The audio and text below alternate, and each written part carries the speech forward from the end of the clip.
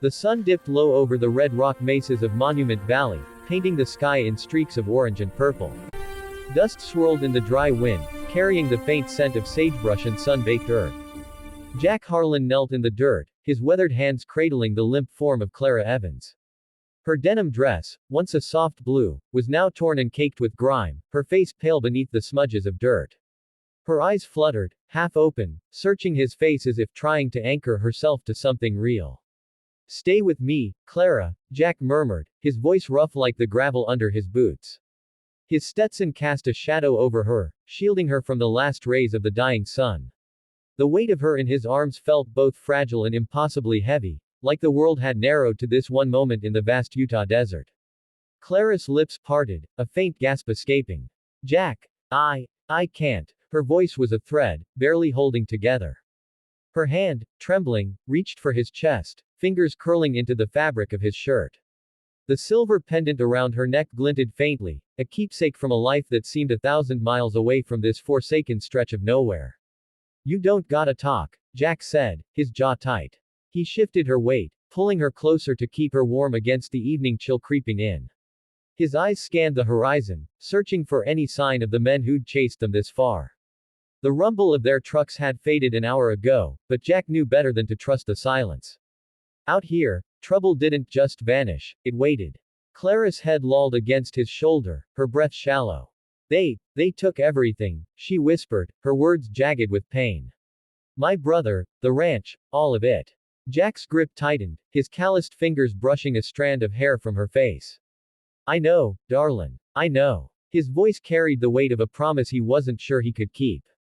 Clara's family ranch, the last piece of her father's legacy, had been swallowed up by a syndicate of land grabbers led by Victor Kane, a man with a smile like a snake and enough money to buy half the state.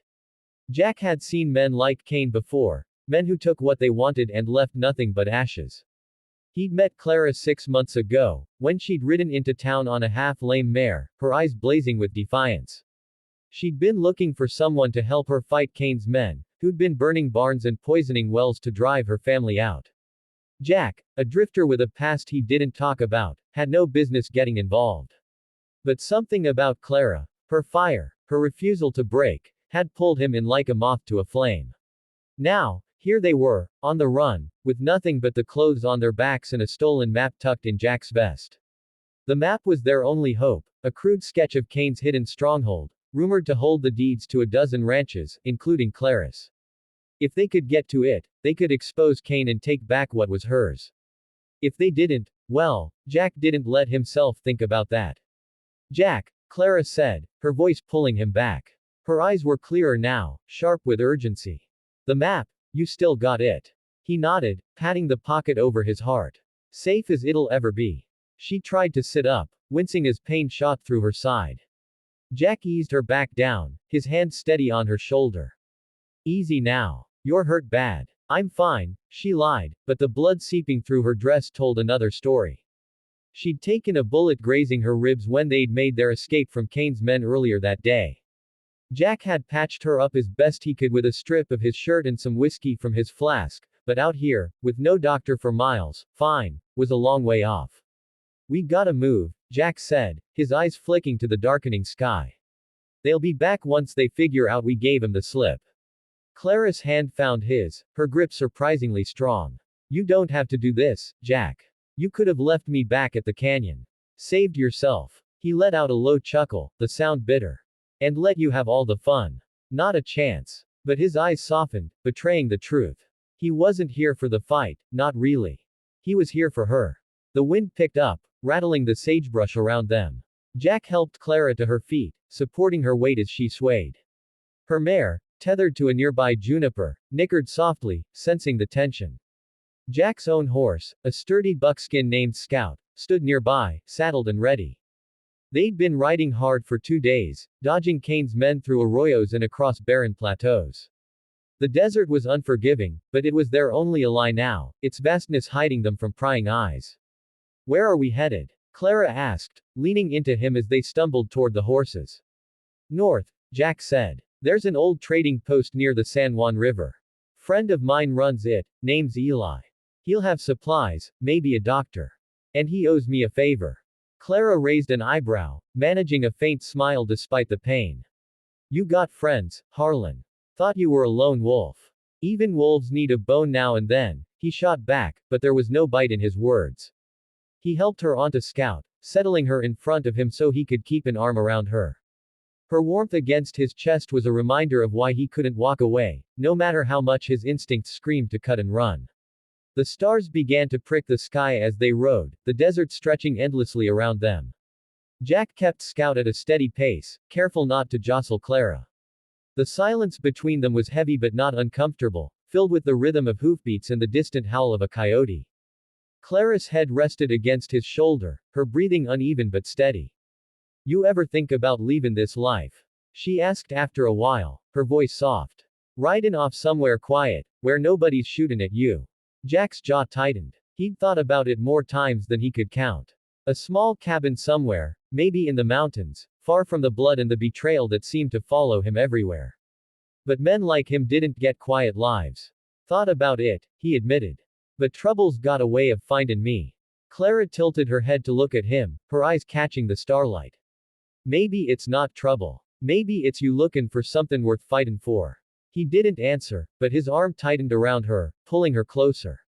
The truth was, he'd stopped looking for anything worth fighting for a long time ago, until her. Hours later, the trading post came into view, a ramshackle cluster of adobe buildings glowing faintly under a lantern's light. Eli, a wiry man with a graying beard and a limp, greeted them at the door, his eyes narrowing at Clara's condition. Jack Harlan, you son of a gun. What kinda mess you dragged into my place? The kind that needs fixin', Jack said, dismounting and helping Clara down. Eli waved them inside, barking orders at a young Navajo woman who worked for him to fetch clean bandages and hot water.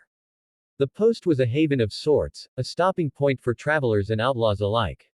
Shelves lined with canned goods, blankets, and ammunition filled the main room, and the air smelled of coffee and tobacco. Eli's wife, Mary, a no-nonsense woman with kind eyes, took one look at Clara and ushered her to a back room to clean and dress her wound. Jack paced the main room, his boots thudding against the creaking floorboards. Eli poured him a cup of coffee, black as tar. Kane's men? He asked, keeping his voice low. Jack nodded. They're closer than I'd like. Eli scratched his beard. Heard Kane's got a new man riding with him. Calls himself Reaper. Mean as they come. Word is, he don't leave witnesses. Jack's blood ran cold, but he kept his face stone still. Good thing I ain't plannin' on being a witness. Mary emerged from the back room, wiping her hands on her apron. She's tough, that one. Bullet grazed her, didn't hit nothing vital. She'll live, but she needs rest. Jack exhaled, a weight lifting off his chest. Thanks, Mary. The night passed in fits and starts. Jack dozed in a chair by Clara's bedside, his hand never far from the Colt at his hip. Clara slept fitfully, murmuring her brother's name in her dreams. Jack watched her, his mind racing. The map in his pocket was a ticking clock. Kane's stronghold was 2 days' ride from here, hidden in a canyon most folks wouldn't dare enter. If they could get there, they could end this. But the odds were stacked higher than the mesas outside. Dawn broke with a blood-red sky, and Jack knew they couldn't stay. Eli pressed a sack of supplies into his hands, jerky, beans, a fresh canteen. You're a fool, Harlan, he said, clapping Jack on the shoulder. But you're my kind of fool.